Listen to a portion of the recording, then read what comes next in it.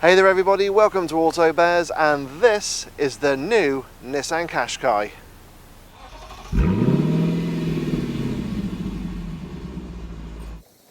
If I was to mention a couple of vehicle segments to you, there'll be one vehicle in each that instantly comes to mind. Small family hatchback, the Ford Fiesta. The executive saloon, the BMW 3 Series. The family SUV, the Nissan Qashqai. And when this was launched back in 2007, it started something massive because everyone now is bringing out family-sized SUVs. Now granted, SUVs were not a new thing. Of course, Honda and Toyota brought out the CR-V and RAV4, but they were really aimed at kind of those with active lifestyles. But Nissan saw a gap in the market, especially for those whose activities were really limited to the bedroom. And as a result, we had the first generation Qashqai, which was a big family practical SUV. And as a result, everyone is making them now. So with this third generation, Nissan have got a lot of work to do. And I've had this latest generation Qashqai for a week, and I'm going to let you know if it's still one of the best in their class. Now, in a world of Hyundai Tucsons, Kia Sportages and Peugeot 3008s, when it comes to your family SUV styling, you've got to be pretty bold nowadays, and thankfully Nissan have with the latest generation Qashqai. I really do love the angular split headlight design, the angular front end and the contrasting curvature on the bonnet. Now at the back of the car we got a bit more of an evolution from the Mark II Qashqai, but it is still pleasing to look at. And in profile view we still have that classic family SUV shape. Now I've got the Techno Plus, which gives me those very sexy looking 20-inch alloy wheels, and I also love the contrasting grey and black paint job on this particular Qashqai. That's actually one thing I really do like about this latest generation, is that there is a lot of colour combinations you can add to your car, which means that everyone can have a slightly different Qashqai to the next customer, which is always a good thing.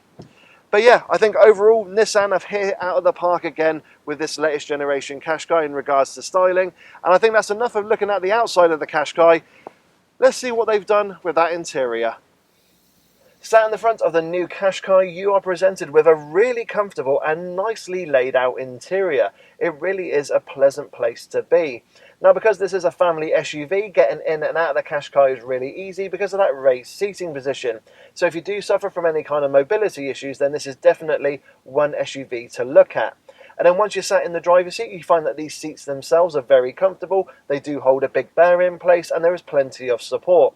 There's also plenty of adjustment as well because the seats are electrically adjustable with lumbar support, and the steering has both rake and reach adjustment, so getting the perfect driving position is easy.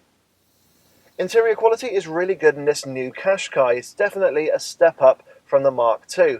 Now we have got soft touch plastics here on top of the dash. We've also got leather here on the dash as well, and soft touch plastics and leather on the doors also.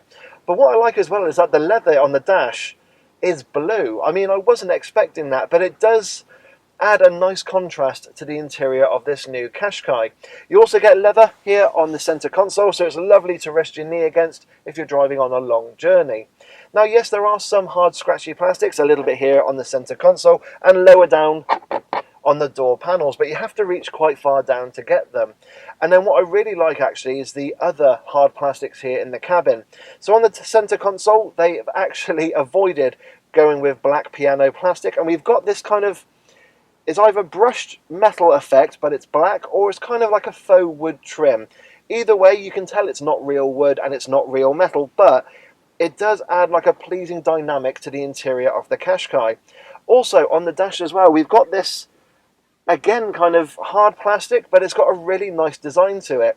And I called it, funnily enough, to a friend of mine, digital wood, and he really liked that term for it. So it has got this kind of, yes, man-made look to it, but you can kind of see they're trying to do a bit of a wood effect to it.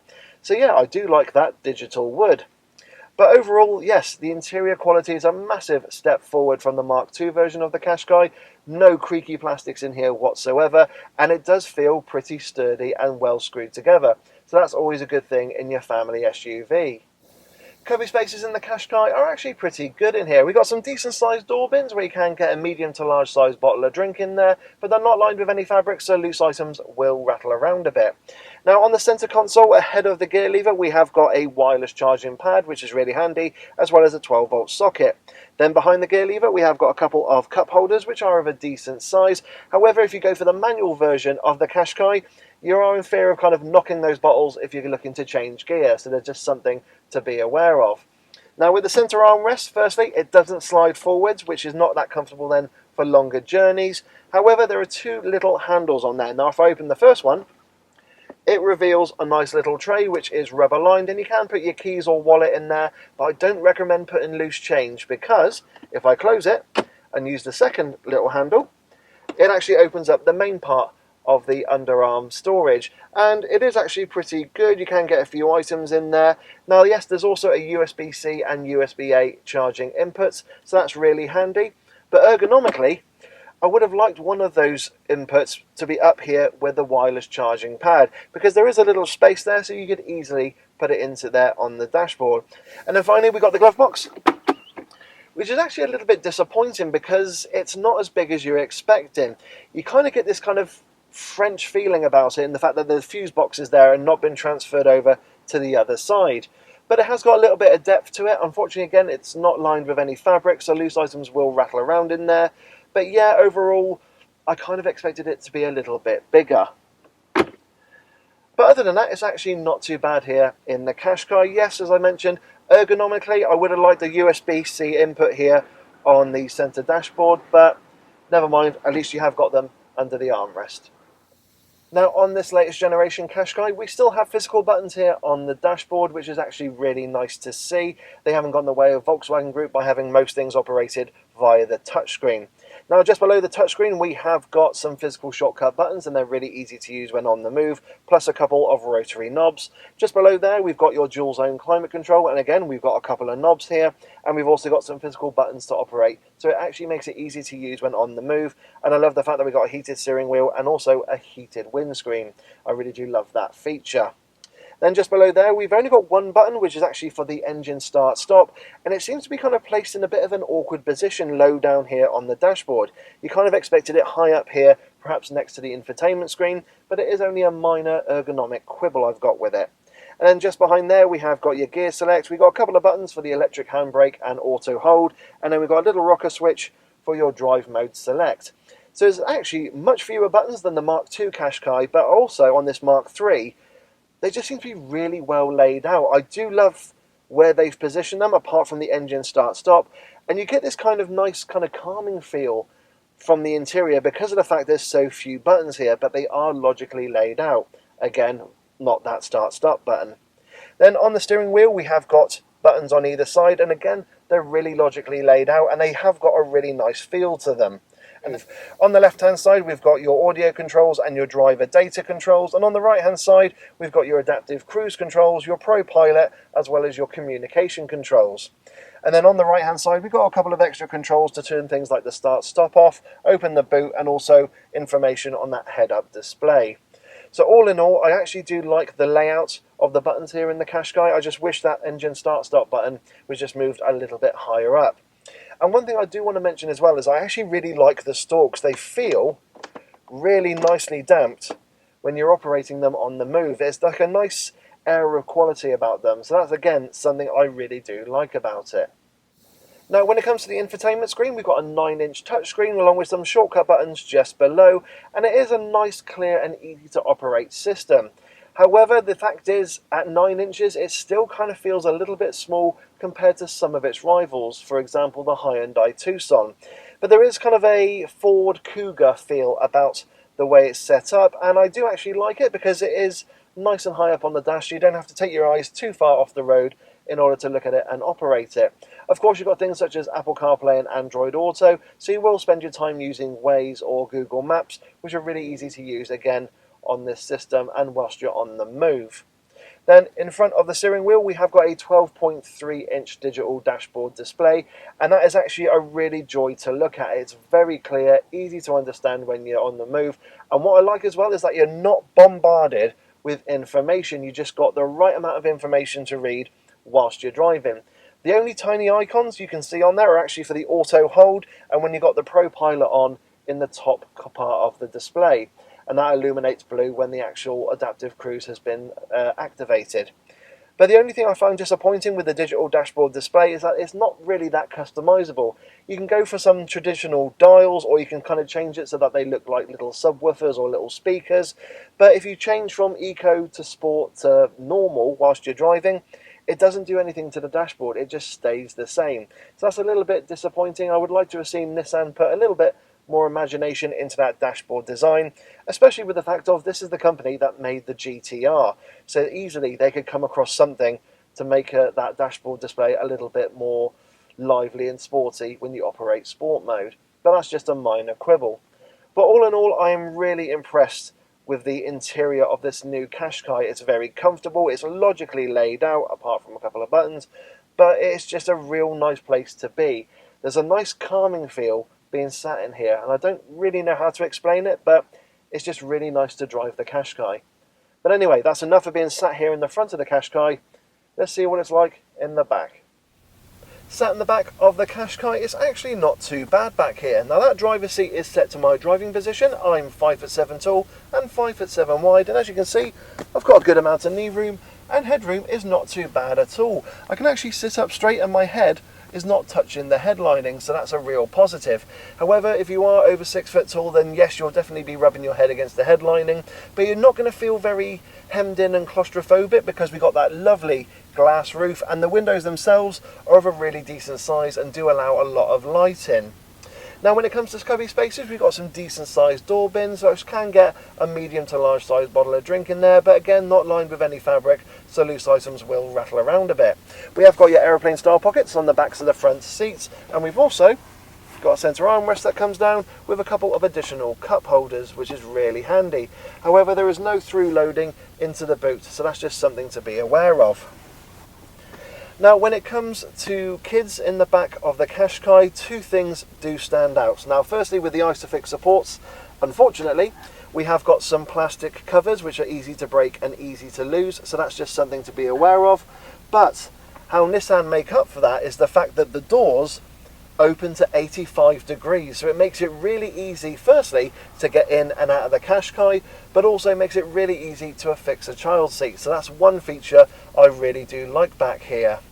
Now when it comes to features, we have got a USB-A and a USB-C charging input, a couple of vents here, and well, that's actually about it. You can't recline the seats or slide the bench forward, just like you can do in the Ford Kuga.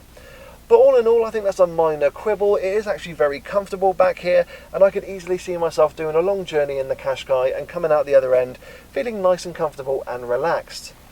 But yes, one final thing as well actually is in regards to the windows. They are of a decent size, but they don't open all the way down. So finally, just something to be aware of. But yeah, I think it's actually really nice here in the back of the Qashqai, and I think it's now time we have a look at that boot. Now, when you open the boot on the new Qashqai, you are presented with 436 litres of space, which is by no means class leading. However, where the Qashqai loses out in load capacity, it makes up in versatility. Now firstly, we've got no load lip whatsoever, so loading any large bulky items into the back of the Qashqai is really easy. We've got a lovely wide and square load area, so you can easily get a couple of suitcases or a few weekend bags in there. Now it's not devoid of features either. We've got some sturdy tethering hooks, we've got a 12-volt socket and a couple of shopping hooks as well, which make it really easy to keep your shopping from rolling around in the back of the Qashqai. Now unfortunately we've got no handles to get the rear seats down. We have to be a bit old-fashioned and physically do it from the sides of the Qashqai, but when you get them down you actually find you've got an almost completely flat load area. Then comes the versatility. So firstly, the actual boot floor is separated into two sections. Et voila. Now on one side it's actually quite hard, so you can put, say, I don't know, your walking boots in out, which are nice and muddy after a long walk, and you're not going to get the carpet area of your Qashqai's boot floor dirty and muddy. So that's just something I really do like. Also, that means you can lower them down, so you do have a little bit of a boot lip, but you've got increased boot capacity. And apparently Nissan say there are 16 combinations to this boot floor. And I'll be damned if I can find all 16. But anyway, it's something that I really do like about it, and you can do things like actually cordon off and actually split the boot area in two, so you can actually separate items in the back of your Qashqai, which I really do like. Another thing I do really like about the Qashqai's boot is that you can put the parcel shelf underneath the boot floor, which is really handy, again, if you're loading any large bulky items into the back of the Qashqai. So like I said, yes, it hasn't got the load capacity of some of its rivals, but it does make up for it with versatility and features. And on that note, I think it's time we take this new Qashqai out for a drive.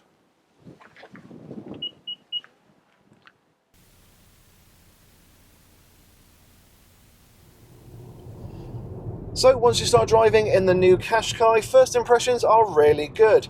Now you can probably tell that it feels really airy and spacious in here because of that glass roof and large windows, and as a result it feels very relaxing to drive.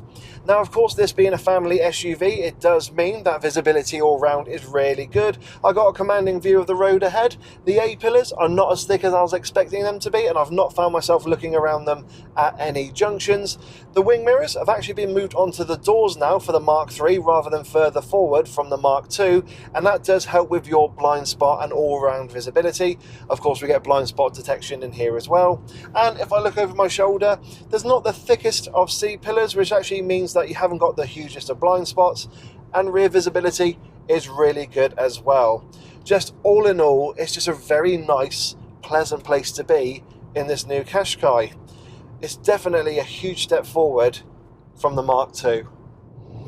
Now there are 5 trim levels to choose from in the Qashqai range. There's the entry-level Vizia, there's the Ascenta Premium, the N Connector, the Tecna, and the Tecna Plus, which is what I've got here. Now personally, I would recommend going for either the N Connector or the Tecna, because in terms of standard kit, you get everything that you would want as standard in terms of safety kit and also comfort features, but also in regards to drive and ride quality, because on this Tecna Plus, as I mentioned earlier, I've got lovely 20-inch alloy wheels, but they don't make the ride lovely. And if you go for the Connector or the Tecna, you get 18s or 19-inch alloy wheels. So it really kind of depends on what spec you want on the car, but I do recommend going for those two in order to get a bit of additional ride comfort from those smaller alloy wheels. So that's just something to be aware of. But yeah, in terms of trim, that's what I'd recommend.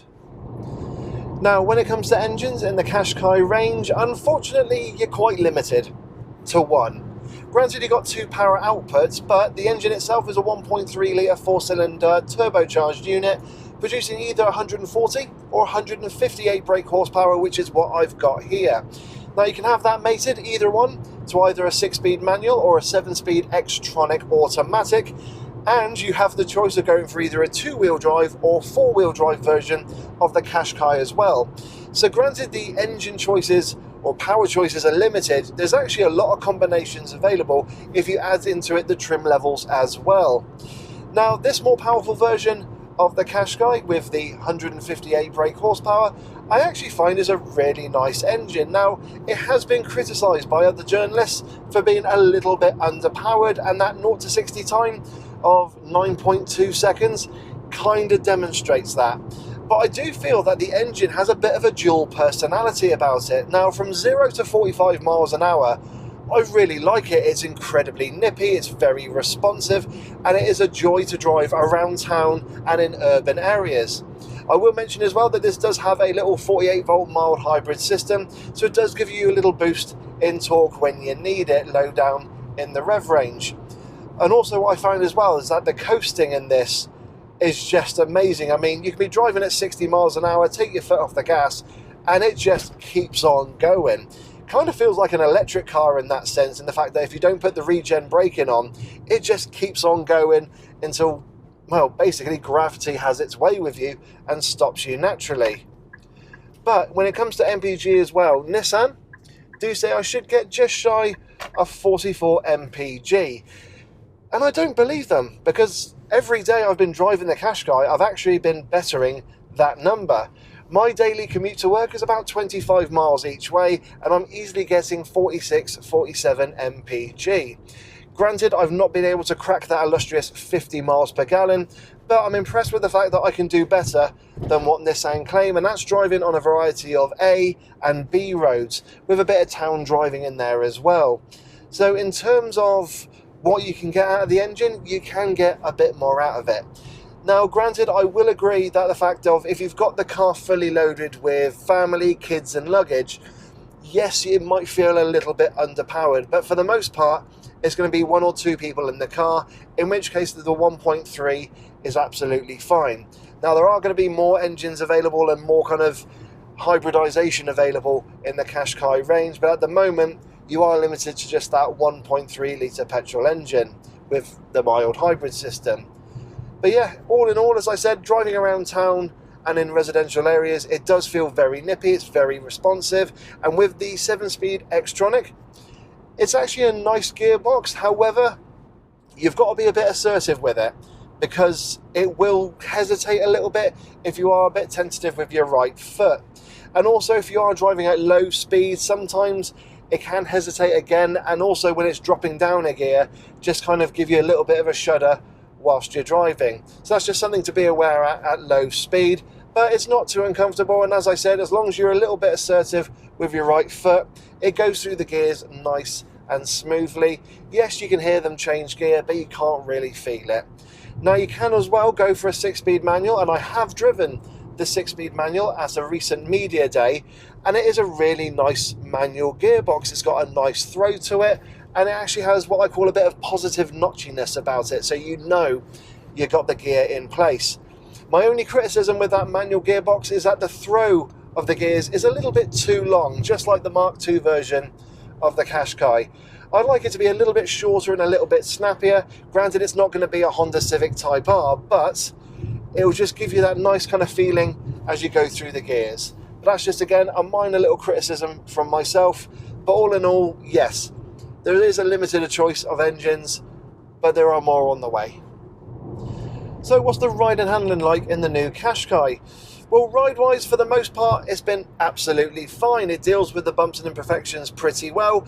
Yes, you can feel some of the booms and vibrations coming into the cabin, and I think that's down to the 20-inch alloy wheels. Again, another reason why I recommend the N-Connect and also the Tecna as trim levels to go through, because they get 18 and 19-inch alloy wheels respectively. And also, when you're driving at higher speeds, it does tend to settle down quite nicely, but again, I think due to those larger alloy wheels, you do feel some of the vibrations and imperfections of the road coming into the cabin. Now, in terms of actual comfort, I'm absolutely fine. I'm not uncomfortable, the seats do hold me in place, and I do feel like I do a long journey in the Qashqai and come out the other end feeling nice and relaxed. But it's just such a shame that it just can't quite deal with the bumps and imperfections like some of its rivals. But when it comes to refinement, for the most part, again, it's actually not too bad. Now, because of those larger alloy wheels, the main intrusion into the cabin is tyre roar. Now, the wing mirrors give off a little bit of wind noise, but really it's absolutely fine. And the engine, once it settles down, again, you can barely hear it. But it is that tyre roar that does come into the cabin, as you can hear it there, and then just going over that level crossing, it just kind of, well, comfort-wise, it was fine. The suspension dealt with it really well, but you just can hear the road coming into the cabin. So that's a little bit disappointing. And the other thing, well, that's a little bit disappointing is the fact that you get a Bose sound system on the Tecna Plus. It's a brilliant sound system, and I really do love it and enjoy listening to my music every day. But that's the thing, it's only available on the Tecna Plus, which is the top of the range version. So if there isn't a possibility that you could go to the dealership, order a Tecna Plus, but try and get smaller alloy wheels, then I definitely recommend going for that. But yeah, in terms of ride and refinement, it is good, but some of its rivals just do it a little bit better. So what's the handling like in the Qashqai? Well, again, it is a huge improvement over the second generation. It's not as fun as, say, a Ford Kuga or, say, a Tekka, but you do feel a connection with the front wheels, which is always good. I've got the 2-wheel drive version of the Qashqai. I don't recommend going for the 4-wheel drive version because it'll be a bit heavier and also it will affect your fuel economy. but there's a nice amount of feedback coming through the wheel. I do like the wheel itself, it is really lovely to hold on to, and I do love the quality of the leather. And when you chuck it into corners, there's not much in the way of roll or lean. So yeah, it's a massive improvement over the Mark II Qashqai. It will reward you in some ways, but obviously not as much as, I say, a Tekka or Ford Kuga. But as I said, it does handle really well, and it is a massive improvement over the Mark II. So what have been some of the highlights and some of the low points I've experienced living with the Qashqai this week? Well, highlights have definitely been the technology. The ProPilot system is absolutely wonderful, and it takes so much stress and effort out of long distance cruises. And what I love as well is that it is very intuitive, and there are these little simplistic factors in there that make driving so much easier. And by that I mean I'm driving on a road now at 60 miles an hour. Now if I come up to a point a little bit later on where it drops to 50 miles an hour, usually if you've got adaptive cruise or if you've got regular cruise control on, it's just going to carry on going. It'll only go with adaptive cruise as fast as the car in front of you. Now imagine you haven't got a car in front of you, you're just going to carry on going at 60 miles an hour. But with this, when you go past that speed sign that says it's going from 60 miles an hour down to 50, it actually gives you a little prompt and says with one flick of a switch, it will drop down your speed to 50 miles an hour. It's so easy and so intuitive, and as a result it means that the possibility or chance of you getting a speeding ticket is hugely reduced. And that's something I really do like about the Qashqai. The only negative I would say on that regard is there's a part of me that wishes that there was a diesel engine available, especially for those who do high mileages and are after a family SUV, because this will tick all the boxes for them. They'd have diesel engine economy, but they'd also have that ProPilot system. So that's just something that's kind of niggled at the back of my mind, but it is an absolutely amazing system, and it's just made my commute to work, to and from, absolutely brilliant. It's made it very relaxing, and I can just sit back, enjoy the Bose sound system, and just let the car do its thing. It's not full autonomy, I will tell you that now. I mean, yes, there is like a drive assist system, which again I really like because it puts in the right amount of effort into the corners, and I can take my hands off the steering wheel and you can see the car doing its thing, but it will very quickly tell you to regain control of the car. So I do like the fact that it's not full autonomy, but that assistance is really helpful. And then when it comes to negatives, well, I've not really come across many. I mean, some of the fit and finish in here is a little bit, you know, not as good as some of its more premium rivals. And on the outside, I've seen a couple of little panel gaps, particularly around the lights. But other than that, no, I think Nissan have got themselves another winner. I mean, it ticks all the boxes for what a family SUV should be. And as a result, I can easily see the third generation Qashqai still being a massive success for the Nissan brand. So what are my thoughts on the new Nissan Qashqai? Well, they've got themselves another winner. I mean, it ticks all the boxes. It's practical, it's got good space in the back, it looks really good, and if you go for some of the lower trims, it is really affordable. It just ticks all the boxes of what a family SUV should be, and as a result, Nissan have got themselves another winner on their hands. Now, that's not to say it's the best car in class. It isn't. There are better cars out there, but you do have to pay for them. And I would like to see a little bit more in terms of performance from these engines, or perhaps getting a new engine to the lineup. Around 200 brake horsepower should suffice. You don't need to go mad, don't need to make any Nismo versions, don't go down that route with this type of car. And also, I would just say, Nissan, just work on the ride quality, just get that suspension set up, just tweak it a little bit, and possibly look to maybe, I don't know, get rid of the 20-inch alloy wheels until you've got that ride and you know, suspension sorted. But in the meantime, it's still a very good family SUV. Definitely, I'd say in the top 5. There are better cars out there, but you have got to pay for them. But the Qashqai should definitely be a massive hit again for Nissan, and I expect to see hundreds of thousands of these on the road in the next coming months, because they have done what they did with the second generation and first generation, which is still make a really good family SUV, but not quite the best. So everyone, I hope you've enjoyed my review of the new Nissan Qashqai. Of course, please don't forget to subscribe and hit that bell notifications icon to let you know when I, Dave the Auto Bear, bring out a new video. If you've got any questions about the Qashqai and my time with it, please put them down in the comments section below. Don't forget, I'm on Facebook, Instagram and Twitter, so please follow on there as well for additional content, including live videos and still images of cars I review and events I go to.